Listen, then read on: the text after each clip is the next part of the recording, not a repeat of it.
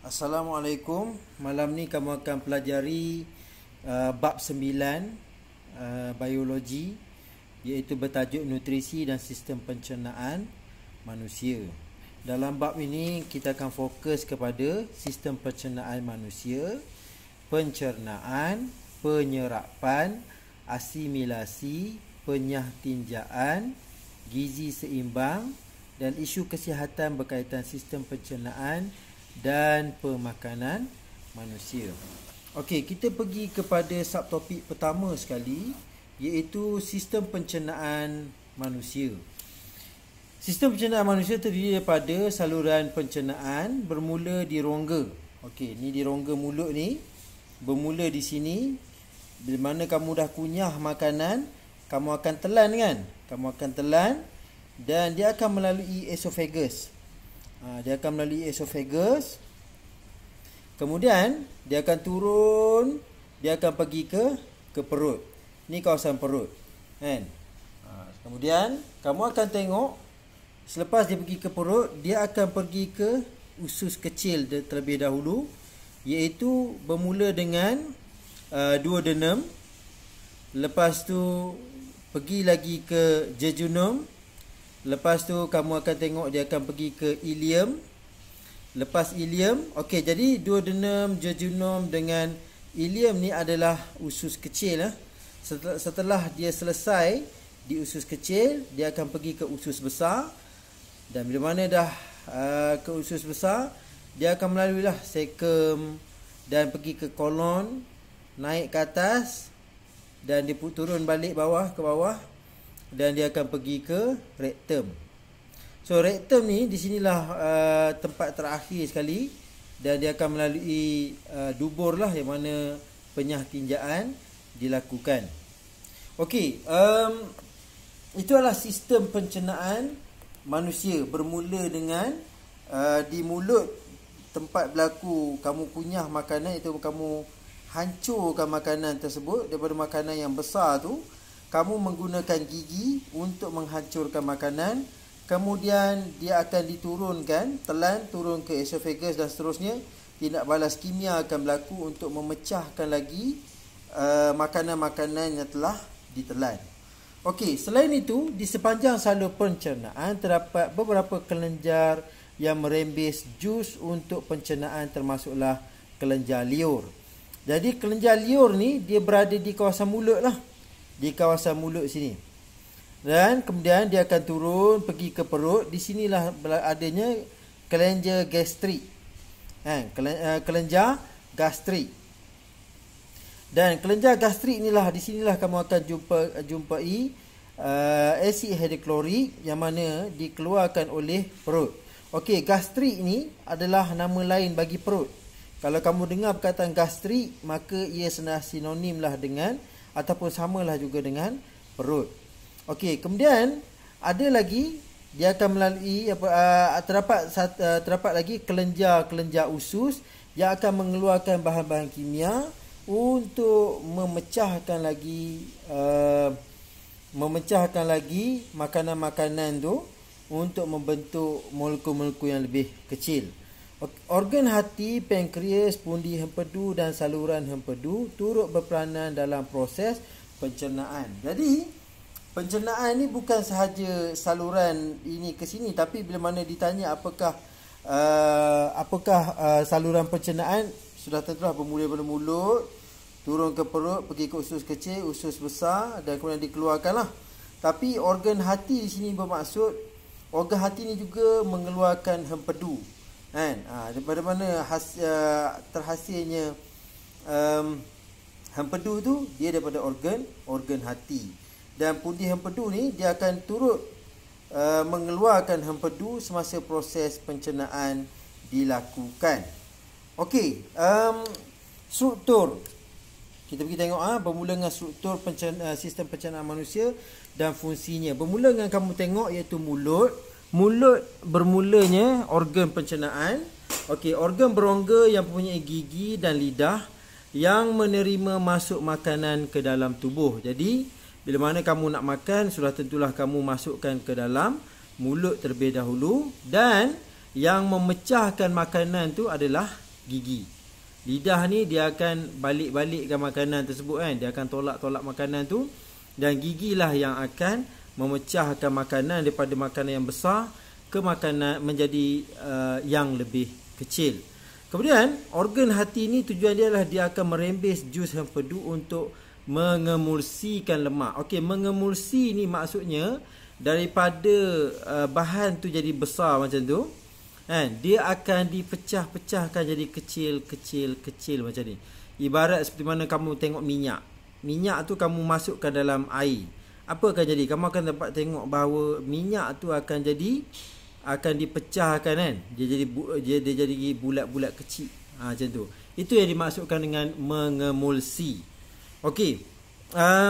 Kalau minyak di dalam air tu, kamu akan dapati dia akan membentuk bulat-bulat kecil-kecil dan dia akan bercantum balik. Tapi disebabkan ada jus empedu ni, jus empedu ni memastikan bahawa dia akan tetap dalam keadaan bulat-bulat kecil macam ni.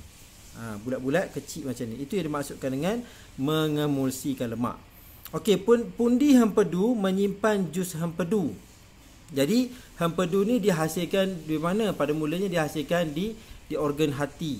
Tapi ia perlu disimpan di mana?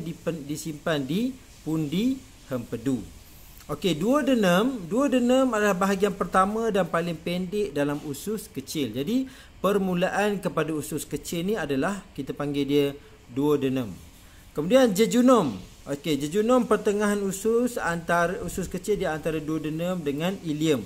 Jadi kita ketahui di sini bahawa usus kecil ni dia ada 3 bahagian. Pertama duodenum, kedua jejunum, dan terakhir sekali adalah kita panggil dia ileum. Okey, bahagian pertama usus besar menerima kim daripada ileum. Okey, jadi selepas ileum dia akan pergi ke bahagian sikum lah. Dia pergi ke bahagian sikum. Sikum ni adalah bahagian pertama kepada usus besar. Jadi di sini kamu tahulah selepas ileum dia akan melalui sikum, dan sikum ni adalah permulaan kepada usus besar. Kemudian kita ada kolon. Kolon ialah bahagian kedua usus besar. Jadi setelah dia melalui sikum, dia akan naik pergi ke kolon. Pergi ke kolon dan seterusnya akan dinyah tinjakan makanan tersebut. Okey, kita sambung sikit lagi bahagian-bahagian ataupun organ-organ yang terlibat dalam pencernaan makanan. Seterusnya adalah rektum. Rektum ialah bahagian terakhir usus besar yang menyimpan tinja sebelum disingkirkan melalui dubur. Jadi kalau kamu tengok gambar ni, di sinilah bahagian rektum, iaitu di hujung sekali. Yang mana di sinilah tempat simpanan tinja ataupun kita panggil dia, bahasa dia kita panggil najis. Okey, dubur, tinja disingkirkan daripada badan melalui dubur. Okey, kelenjar liur, kita pergi kepada kelenjar pula. Okey, kelenjar liur, kelompok sel yang merembeskan air liur yang mengandungi air, mukus dan enzim amilis. Jadi kamu kena tahu sini bahawa yang mengeluarkan air liur dekat kawasan mulut kita ni adalah kelompok-kelompok sel. Kelompok-kelompok sel yang kita perkenal dia sebagai kelenjar. Kita kenal dia sebagai kelenjar. Jadi air liur kita, apa kandungan air liur? Sebenarnya kandungan air liur kita yang paling utama sekali, dia mengandungi air, lepas tu dia mengandungi mukus, dan dia mengandungi enzim amilis. Apakah fungsi amilis? Kita akan bincangkan dalam subtopik seterusnya.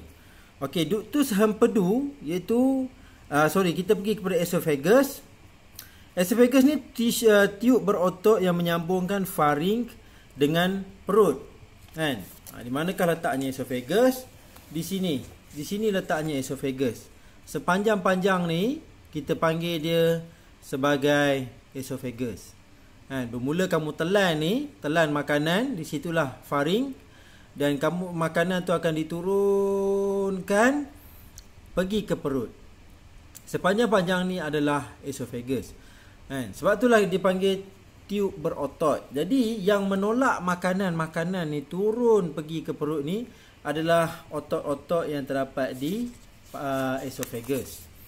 Kemudian dinding, okey, esophagus juga di bawah esophagus. Okey, dinding dalam esophagus dilapisi membran yang merembes mucus bagi melancarkan pergerakan bolus. Okey, mucus ni dia macam hingus. Pernah kamu tengok hingus? Hingus yang cair tu. Itulah mucus. Rupa macam mana rupanya mucus tu ibarat seperti hingus yang cair. Jadi fungsi kamu tengok hingus tu licin tak licin? Licin kan? Macam itulah. Itulah fungsi mucus, dia melicinkan lagi pergerakan makanan.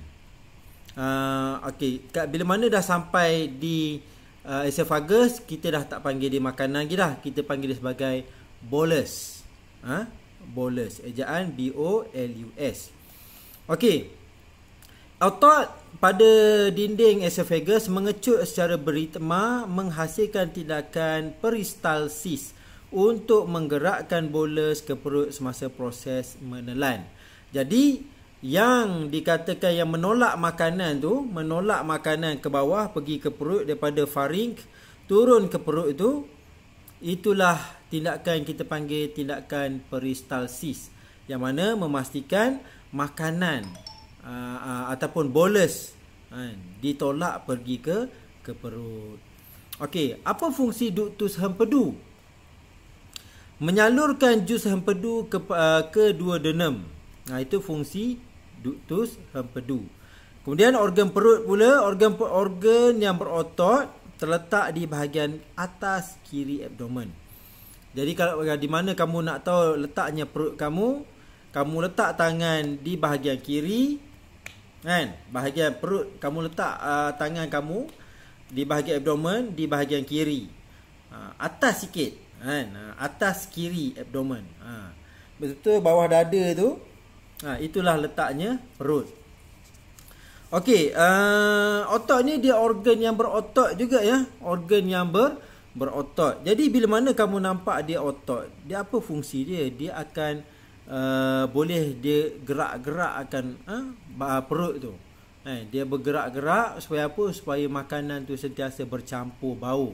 Bercampur-campur makanan yang telah pun dipecah-pecahkan kan. Kemudian dia digerak-gerakkan oleh otot-otot di bahagian perut, menyebabkan makanan tersebut akan dicampur baur kan dengan jus gastrik. Okey. Perut menerima makanan dari esophagus melalui injap yang berotot yang dipanggil sphincter esophagus. Jadi sebelum masuk daripada esophagus nak masuk ke perut tu, dia akan melalui sphincter esophagus. Sebab apa? Dia ada injap. Maksudnya sebelum ni esophagus nak masuk pergi ke perut tu, di sini dia ada injap. Dia ada injap. Dia ada injap. Jadi nak bila mana dia dah lalu keluar kot ni, dia dah melalui sphincter esophagus ni, makanan tu dah tak boleh masuk naik ke atas mula dah. Dia dah tak boleh patah balik ke esophagus. Dia akan tetap pergi ke perut. Okey, dinding dalam perut dilapisi kelenjar gastrik yang merembes jus gastrik. Jadi di dalam jus gastrik inilah kamu akan jumpai asid hidroklorik, yang mana dia akan memecah ataupun mencairkan makanan. Bolus makanan tu akan dicairkan. Okey, pankreas, organ kelenjar yang merembes enzim amylase, trypsin dan juga lipase. Enzim amylase, trypsin dan juga lipase adalah enzim.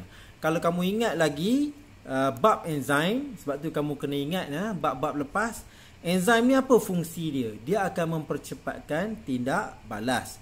Jadi di kawasan pankreas tu, di kawasan pankreas lepas melalui perut, di situ sudah pun bermula tindak balas kimia. Untuk apa? Untuk memecahkan lagi makanan-makanan ni kepada bahan-bahan yang lebih kecil.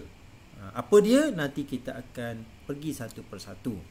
Pankreas juga merembes hormon yang kita panggil dia hormon insulin dan juga glukagon. Jadi insulin ni tujuannya adalah dia akan merendahkan gula di dalam darah kita. Okey, jadi selepas kita makan nasi, sebenarnya gula ni meningkat. Bacaan gula akan meningkat dalam darah.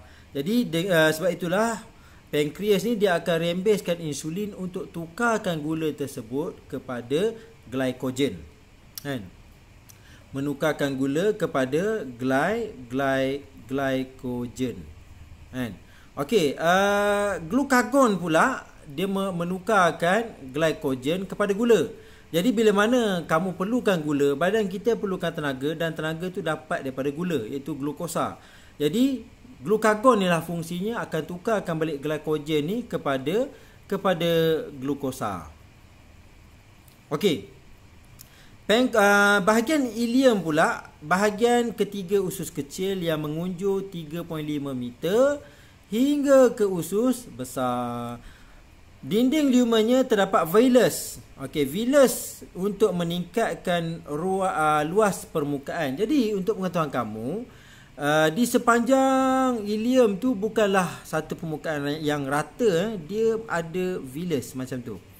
Ada unjuran-unjuran kecil-kecil yang menyebabkan permukaan ileum ni memang terdiri daripada villus dan menyebabkan permukaan ileum tu, kalau kita buka dia ni, kalau kita luruskan dia, buka dia, kita akan dapati bahawa luas permukaan ileum adalah sebenarnya sangat-sangat besar. Okey, terdapat kelenjar usus yang merembes enzim, okey, erepsin, maltase, sukrase dan juga laktase. Jadi kamu kena ingat di manakah penghasilan ataupun perembesan jus ni, jus gastrik, kamu kena ingat kat mana? Di perut. Di manakah letaknya tempat penghasilan enzim lipase, enzim amylase, enzim trypsin. Jadi kamu kena tahulah tu, hafal sedikit. Dan kamu kena tahu di ileum juga terdapat rembesan enzim, erepsin, maltase, sukrase dan juga laktase. Itu pun kita kena cuba ingat. Okey, kita pergi kepada satu persatu. Yang mana tadi sudah diterangkan secara ringkas mengenai organ-organ yang terlibat dalam pencernaan. Dan kali ini kita akan pergi pada satu persatu lah, bermula dengan mulut hinggalah pergi ke akhir sekali, itu penyah tinjaan, itu di bahagian dubur. Okey, pencernaan ialah proses memecahkan partikel makanan yang besar dan kompleks menjadi molekul kecil dan ringkas. Jadi tujuan pencernaan dijalankan adalah sebenarnya untuk memecahkan makanan. Kan, daripada makanan, contoh kamu makan pisang ke, di mulut kamu lagi kamu dah hancurkan pisang-pisang ni kepada bahan yang kecil-kecil lah kan. Dia jadi kecil, barulah kamu boleh telan dia kan. Telan dia pergi ke esophagus kan. Jadi selagi tak hancur, kita tak boleh telan kan. Kalau kita telan juga, kita akan terlekat kan. Jadi itu tujuannya. Pencernaan ni dimulakan dengan mulut tu, sebenarnya dia nak hancurkan makanan. Nak hancurkan makanan kepada partikel yang kecil-kecil dan yang lebih ringkas. Sebagai contoh adalah karbohidrat. Karbohidrat ni dia akan dicernakan untuk menjadi glukosa. Jadi karbohidrat tu adalah bahan yang besar sebenarnya. Contohnya kanji, contohnya nasi. Nasi, di dalam nasi tu ada karbohidrat. Tapi karbohidrat ni sebenarnya besar, molekul yang besar. Ia perlu dipecahkan kepada molekul yang sangat kecil dan ringkas, iaitu kita panggil dia sebagai glukosa. Barulah glukosa ni boleh diserap ke dalam badan kita. Okey, melalui usus.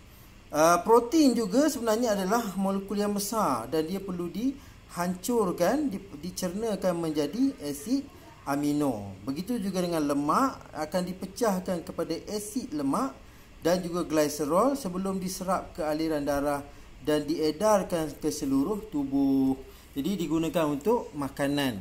Untuk sel. Sel akan menggunakan makanan-makanan yang kita makan ni untuk apa? Untuk membina sel baru, untuk menghasilkan molekul-molekul yang baru, contohnya darah. Semua tu perlukan diambil daripada makanan yang kita makan. Okey, terdapat dua jenis pencernaan, iaitu pencernaan fizikal. Ada dua jenis. Pencernaan ni dia ada dua. Satu pencernaan fizikal dan satu lagi pencernaan kimia. Satu pencernaan fizikal iaitu yang mana makanan tu dipecah-pecahkan secara fiziknya. Secara kamu tengok biasa kamu tengok makanan tu macam nasi. Dia sebenarnya dia besar, Kamu ambil nasi terus telan. Tak boleh kan? Biasanya kamu akan gigit, kunyah sampai dia kecil, barulah kamu ada keinginan, ada hati boleh nak menelan, Jadi itu adalah pencernaan fizikal, iaitu proses memecahkan makanan yang mana besar kepada bentuk yang lebih kecil.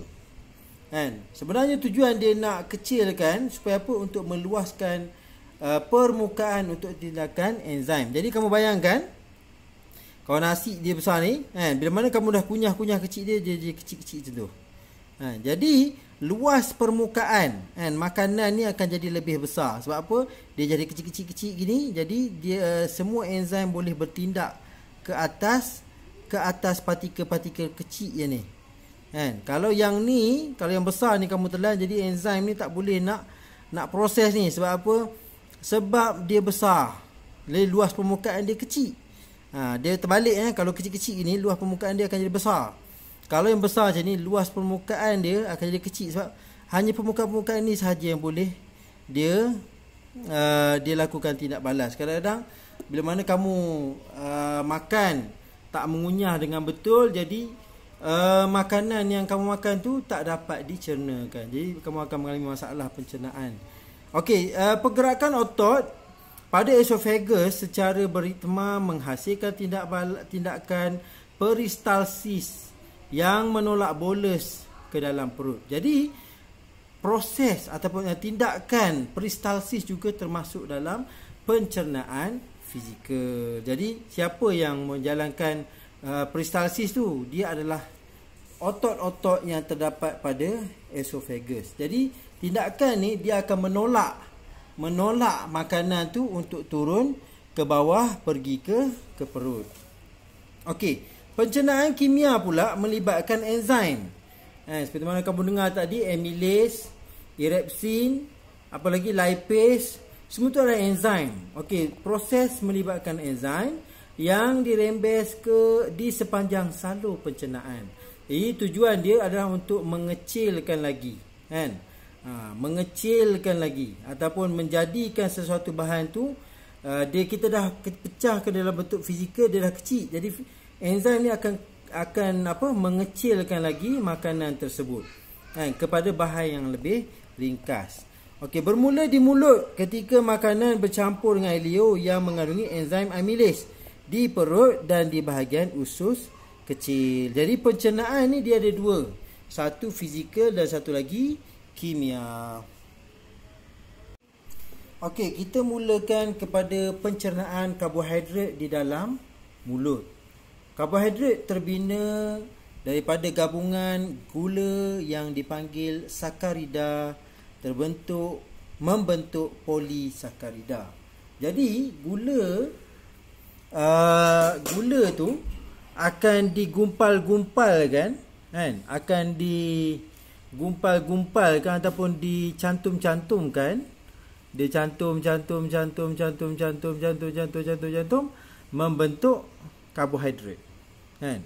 Membentuk karbohidrat. Jadi karbohidrat ni sebenarnya dia adalah gabungan gula. Yang kita panggil dia sebagai sakarida. Jadi bila mana sakarida bergabung dengan sakarida yang lain, kita panggil dia membentuk polisakarida, iaitu sakarida yang banyak. Dia bergabung membentuk karbohidrat. Okey, pencernaan polisakarida ini kanji bermula di mana? Bermula di mulut. Okey, karbohidrat dia punya pencernaan dia sebenarnya bermula di mulut.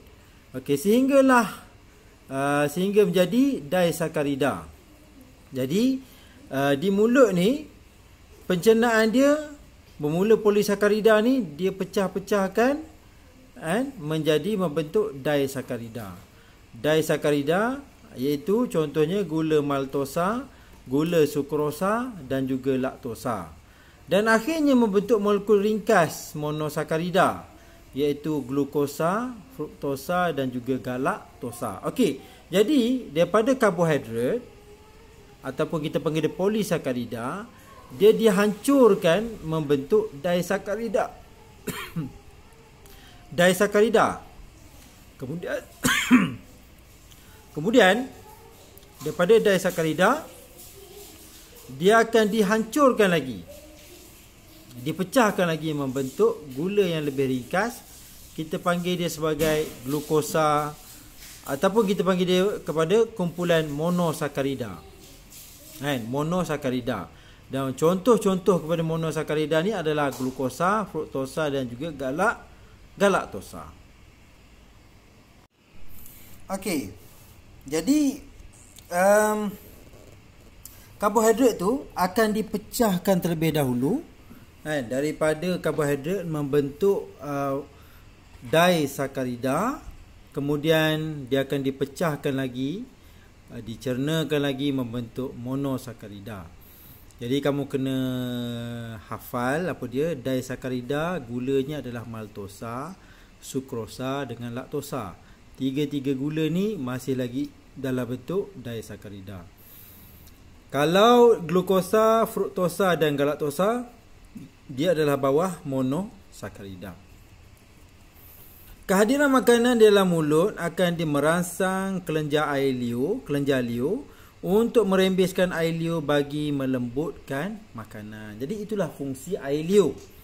Bila mana makanan masuk dalam mulut, kita start je mengunyah, kelenjar liur akan merembeskan air liur.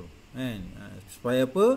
Supaya makanan tu akan jadi lembut. Bayangkan kalau makanan tu tak lembut, tak ada air, tak ada liur, seluruh mulut kita ni akan bergesil dengan makanan dan akan menyebabkan luka.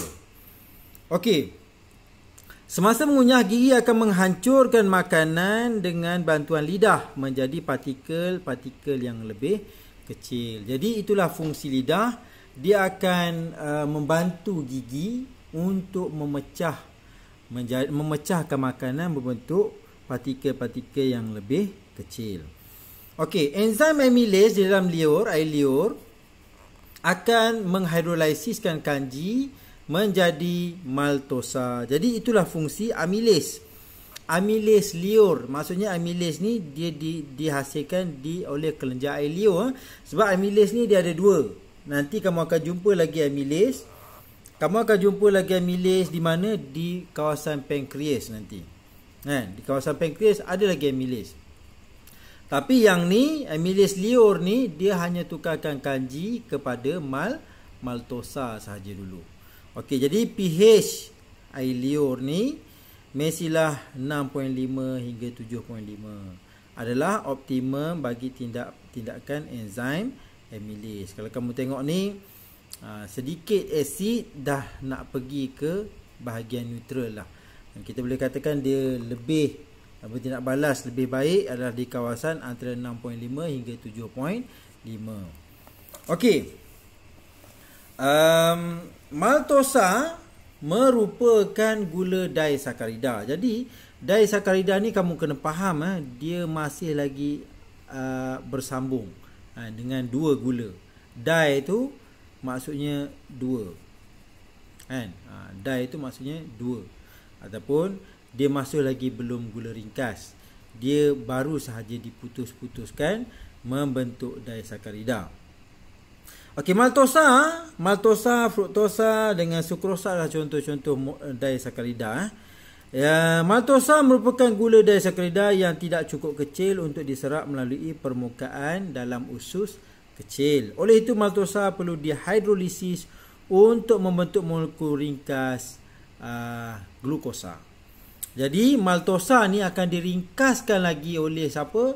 Oleh amylase juga. Kan?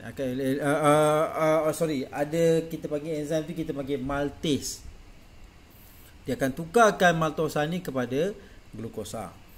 Okey, makanan yang telah dikunyah menjadi berbola dipanggil bolus.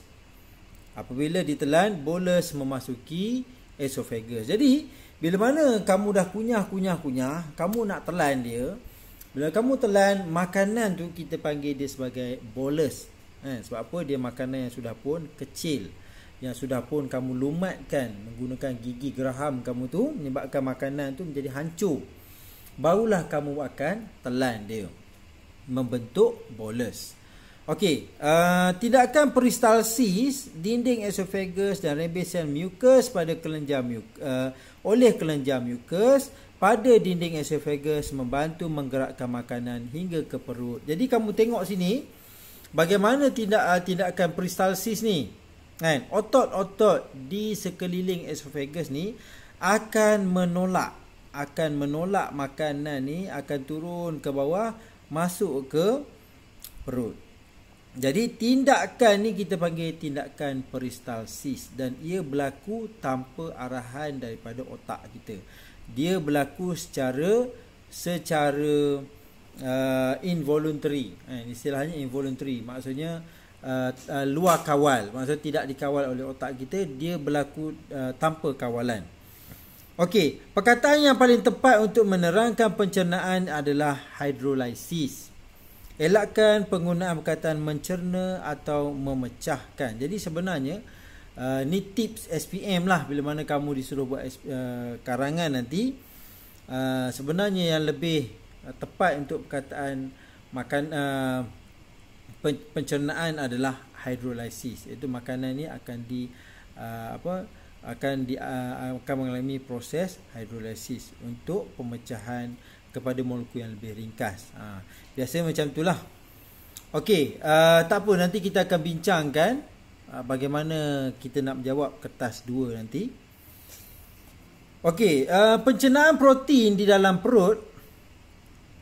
Okey, protein ni sebenarnya dia adalah satu molekul yang besar. Dia perlu dipecahkan terlebih dahulu membentuk asid amino. Membentuk asid amino, barulah asid amino ni boleh diserap melalui usus ke dalam badan lah. Okey, dinding perut dilapisi oleh kelenjar gastrik yang merembes jus gastrik. Jadi kamu kena ingat, di perut adanya kelenjar gastrik dan kelenjar gastrik ini merembeskan jus gastrik. Okey, apa yang ada dalam jus gastrik ni? Dia ada asid hidroklorik dan dia ada enzim pepsin, renin dan juga mucus. Okey, di sini kamu nampak lagi mucus masih lagi dirembeskan. Sebabnya memang di sepanjang salur pencernaan adanya mucus. Apa tujuan mucus ni? Mucus ni dia akan melicinkan perjalanan bolus makanan tu. Dia akan melicinkan perjalanan.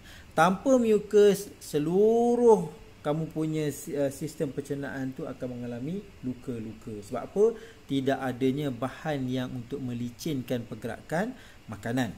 Okey, jadi di sini kamu nak kena ingat dua enzim yang terlibat yang ada dalam perut, iaitu pepsin dan juga renin.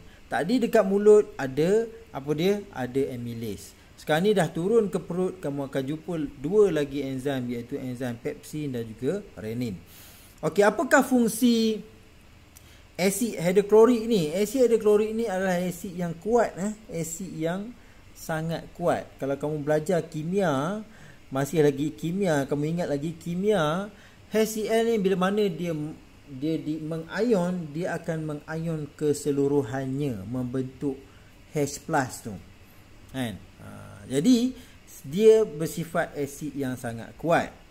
Jadi apa fungsinya dia wujud dalam perut kita ni? Pertama sekali, dia adalah untuk menyediakan medium berasid untuk tindakan pepsin. Jadi pepsin ni dia adalah sangat-sangat sesuai tindak balas dia dalam keadaan berasid. Yang kedua, dia akan memusnahkan bakteria yang terdapat dalam makanan. Jadi bila mana contoh kita makan, walaupun ada bakteria yang makanan kita tu, sistem pertahanan badan kita masih ada lagi di bahagian perut kita, yang mana dia akan menghasilkan dengan adanya HCl ni, dia akan membunuh asid hidroklorik ni, dia akan membunuh bakteria-bakteria dengan sifat asidnya dia ada sifat asid tu, jadi akan bunuh bakteria yang ada dalam makanan tersebut. Okey, Pepsi ni memangkin hidrolisis protein. Jadi bila mana kamu nak cakap protein dicernakan, sebab tu kalau boleh jangan sebut protein dicernakan, kamu cakaplah hidrolisis protein berlaku di perut, macam tu kan. Sebab tu yang tips di atas ni yang kita nak guna ayat ni, contohnya kan, nak guna perkataan hidrolisis ni adalah di sini, memangkin hidrolisis protein. Kamu janganlah guna memangkin pencernaan protein. Dari segi bahasanya tepat, tapi yang paling tepat adalah hidrolisis. Okey, protein tambah air, pepsin, iaitu pepsin yang memangkinkan proses ni kan. Jadi protein ni dia akan membentuk polipeptida. Dia masih lagi belum membentuk asid amino, masih lagi belum. Jadi di peringkat di bahagian perut ni, di bahagian perut ni dia akan tukarkan dulu protein ni kepada polipeptida. Okey, kemudian apa fungsi renin? Mengentalkan protein larut dalam susu. Kasinogen menjadi protein tak larut, iaitu kesin. Okey, kasinogen ni masih lagi molekul besar, di mana dia jadi protein tak larut, kesin dia akan jadi lebih kecil lah. Okey, mucus melindungi perut, dinding perut daripada tindakan asid hidroklorik. Jadi sudahlah asid hidroklorik tu berasid, asid kuat. Jadi dengan adanya mucus, maka dinding-dinding perut akan dilindungi. Okey, kemudian makanan disimpan di dalam perut selama beberapa jam. Dalam tempoh tersebut, tindakan enzim yang dibantu oleh peristalsis otot-otot perut menukarkan bolus kepada separa cecair. Kita panggil dia KIM. Perkataan dia KIM, K-I-M, KIM. Jadi makanan akan masa ni dah cair dah. Sebab apa? Tindak balas adanya asid akan mencairkan makanan, dengan perut kita tu akan memulas-mulas kan, akan tekan-tekan makanan tu. Sebab apa? Tindak balas peristalsis, adanya tindakan peristalsis otot-otot perut. Dia akan dia akan dia akan gaul-gaulkan makanan gaul-gaulkan makanan tu dengan tidak balas enzim lagi untuk berlaku proses hidrolisis. Maka lama-lama makanan ni dia akan membentuk cair lah, separa cair, kita panggil dia KIM. Kamu nak kenal KIM tu macam mana? Kamu tengok apa isi orang yang muntah. Bila mana dia muntah, sebenarnya muntah tu dia keluar daripada perut. Perut tu dia keluar ke mulut, kamu tengok hancur tak hancur, dan bau dia macam mana. Bau tu sebenarnya bau asid daripada perut dia. Busuk punya bau muntah kan. Sebab dia bau masam. Masam daripada mana? Daripada perut dia, asid daripada perut. Dan kamu tengok bentuk dia sudah pun cair kan. Cair. Jadi macam itulah rupa bentuk KIM. Kamu nak tahu bentuk KIM macam mana? Kamu tengok muntah kan. Okey, apabila otot sphincter pylorus mengenduk, KIM memasuki duodenum secara perlahan-lahan. Jadi tadi kita tengok bahawa nak masuk saja daripada esophagus, nak masuk ke perut, adanya otot sphincter, adanya otot sphincter. Tapi nak daripada perut nak pergi ke duodenum, nak pergi ke usus besar, daripada perut tu ni mana kamu tengok ni daripada esophagus nak turun ke perut. Sini adanya injap, kita panggil sphincter, otot sphincter esophagus, sphincter esophagus. Tapi bila mana daripada perut ni dia nak pergi ke duodenum pula, kan? Dia nak masuk ke duodenum, nak masuk ke usus besar ni. Nak masuk ke usus kecil. Kan? Nak pergi ke duodenum, nak pergi ke kawasan, nak masuk dah kawasan usus kecil tu, dia ada satu lagi injap, kita panggil dia sphincter pylorus. Kan? Jadi Kim memasuki duodenum secara perlahan-lahan melalui injap ni. Biasanya makanan dah masuk sini, dia tak akan masuk dah. Sebab apa? Adanya sphincter pylorus. Itu fungsi sphincter pylorus, untuk memastikan makanan ni bergerak dalam satu arah. Kalau bergerak naik balik, apa jadi? Okey, kalau daripada perut naik balik pergi ke esophagus, itulah yang kamu akan dapat sakit perut, kan? Di bahagian ulu hati tu, kan? Rasa senak sangat. Sebab apa? Isi perut ni dah berasid, dia naik ke atas menyebabkan luka, menyebabkan radang di bahagian esophagus dia. Sebab tu dia ada rasa sakit senak, kita panggil dia sakit ulu hati tu, kan? Itu dia katakan. Sebab apa? Sebab naik balik, kan? So sepatutnya dengan adanya injap tu, sphincter ni, makanan tidak akan bergerak patah balik, dia akan terus menerus dalam satu arah. Okey, selepas makanan berada di dalam perut, dan di perut makanan tersebut akan dipecah-pecahkan, kan? Berlakulah proses hidrolisis. Makanan tersebut akan berubahlah bentuk, bukan lagi seperti fizikal yang besar-besar, tidak. Dia adalah membentuk kim. Kim ni adalah makanan yang telah dicernakan dan proses hidrolisis telah pun berlaku untuk memecahkan protein, dan juga dengan adanya kehadiran HCl menyebabkan makanan tersebut sudah pun separa hancur. Duodenum menerima kim daripada perut. Selain itu, duodenum turut menerima rembesan daripada pundi hempedu dan pankreas. Jadi ada dua sini, iaitu daripada pundi hempedu. Okey, bila mana makanan dah lalu dah sini, kan, daripada perut ni, dia kat sini sampai sini, makanan ni akan juga bergaul dengan apa? Hempedu. Sebab apa? Pundi hempedu akan merembeskan hempedu. Pundi hempedu akan merembeskan hempedu dan bercampur gaul lah dengan kim tu. Untuk pengingatan kamu, kim tu adalah makanan yang telah dihancurkan, separuh telah pun separa hancur. Okey, okey, kat mana tadi? Okey, ni adalah pankreas, Ni adalah pankreas. Pankreas ni adalah turut sama, dia turut sama melepaskan ataupun merembeskan jus pankreas. Okey, gunakan perkataan merembeskan jus pankreas yang mengandungi enzim amylase. Amylase pankreas, tadi kamu kena ingat, di isleo ada juga amylase, tapi itu amylase isleo. Amylase yang pankreas ni, ini yang bahagian amylase punya, di bahagian pankreas. Okey, kemudian ada lagi trypsin dan juga lipase. Apa fungsinya? Okey, kamu tengok ni, kanji tambah dengan air. Disebabkan adanya enzim amylase, dia akan makinkan proses pemecahan kanji ni membentuk gula maltosa. Okey, tadi kamu dah tengok lah, di perut protein akan dipecahkan kepada polipeptida. Sekarang ni protein dah jadi polipeptida. Jadi di bahagian duodenum ni, polipeptida akan dipecahkan lagi oleh tripsin membentuk dipeptida. Jadi tadi dia dah bukan lagi protein, dia dah jadi dipeptida.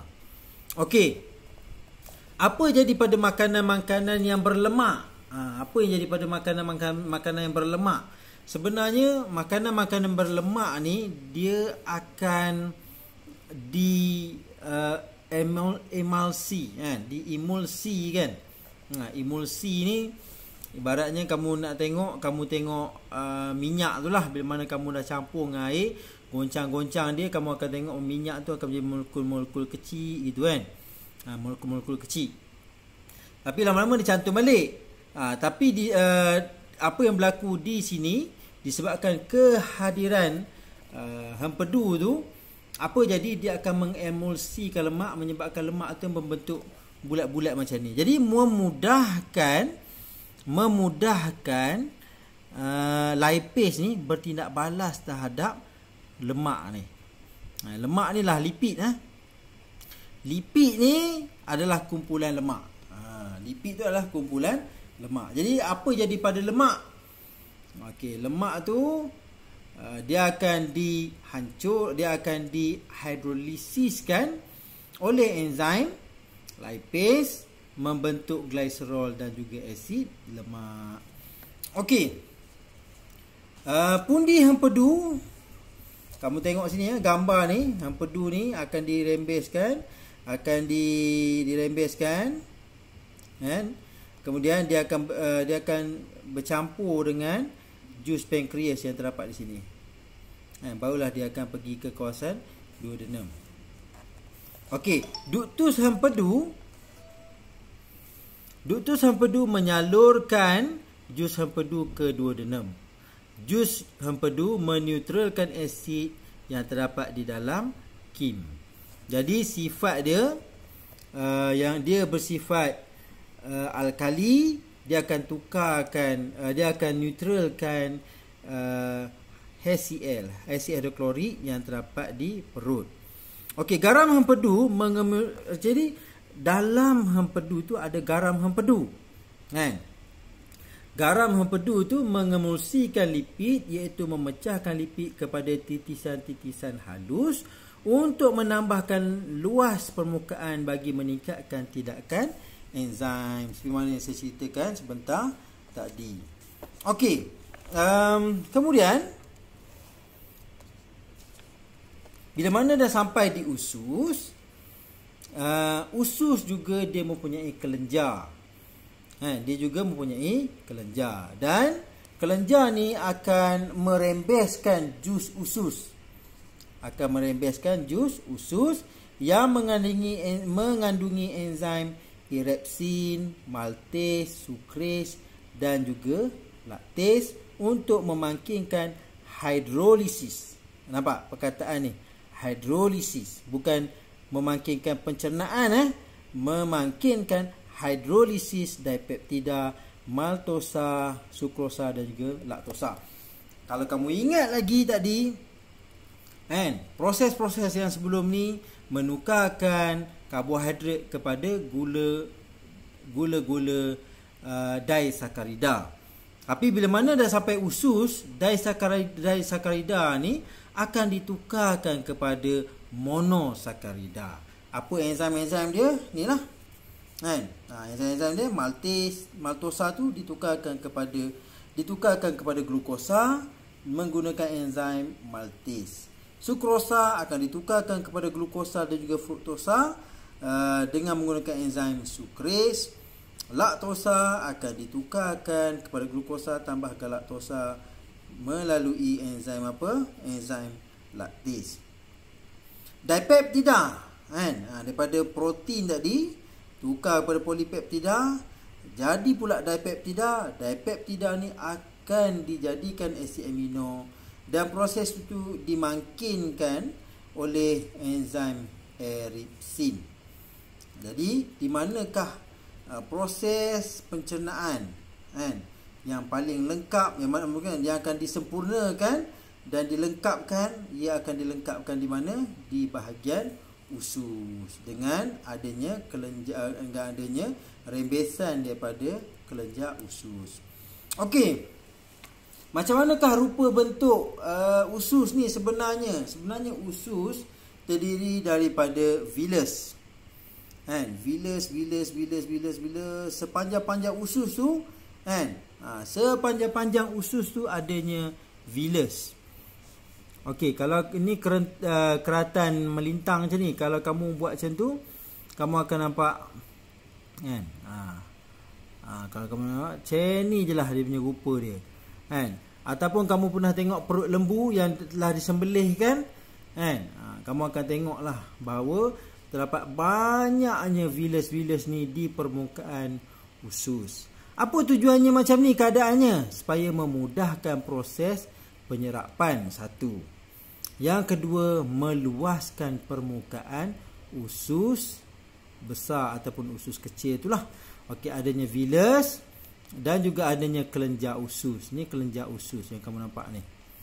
Okey, adanya otot bulat dan juga otot membujur.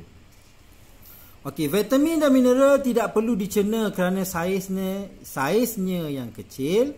Selulosa dan dalam serat tidak boleh dicerna kerana salur pencernaan manusia tidak menghasilkan enzim selulis. Okey, ini kamu kena faham bahawa manusia tidak ada enzim selulis. Jadi, apa-apa contohnya serat, makanan yang berbentuk serat, fiber ke, kan? Kita tidak akan cernakan. Sebab apa? Kita tak ada enzim selulis. Tapi apa fungsi serat kalau macam tu? Okey, serat ni akan menyebabkan tinja kita ataupun najis kita tidak akan jadi keras. Bayangkan kalau kamu tak ada serat, tinja ataupun najis kita akan menjadi keras dan payah nak dikeluarkan daripada usus. Okey, itu sahaja kita belajar setakat ni, dan penyerapan akan disambung pada minggu hadapan.